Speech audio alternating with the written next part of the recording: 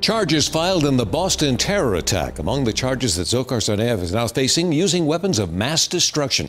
That's a charge that could result in the death penalty if he's convicted. 7 News reporter Russell Haythorne working on this case right now. And Russell, there's also new information about what motivated the suspected bombers. Mike, a law enforcement agent telling ABC News within the past hour the 2 suspects learned how to make the bombs on the internet. The same source also says the suspects were motivated by religion and acted alone. Dzhokhar Tsarnaev is now facing the possibility of the death penalty, a judge reading the charges to him in his hospital room. Today, investigators still scouring the scene where 3 people died and more than 170 injured. Tsarnaev is wounded in the neck, but communicating by writing down some answers. Experts say investigators are likely focusing on key unknowns. Was his brother the primary motivating force for him to become radicalized?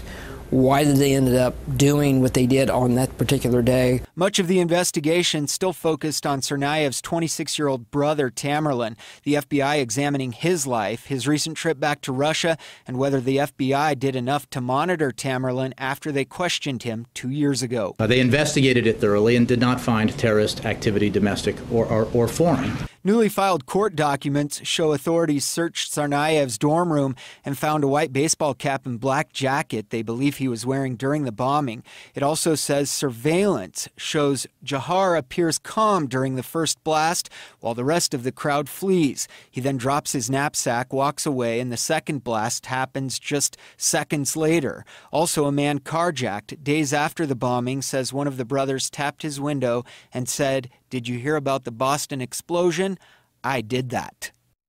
And these are brand new surveillance photos just into 7 News via Twitter of the younger Tsarnaev at an ATM machine the night before his capture. The decision to charge the younger Tsarnaev in civilian court puts an end to speculation that he will be charged as an enemy combatant. The White House made the decision not to charge him as a terrorist. He is now due in court May 30th. Live in the newsroom, Russell Haythorne, 7 News.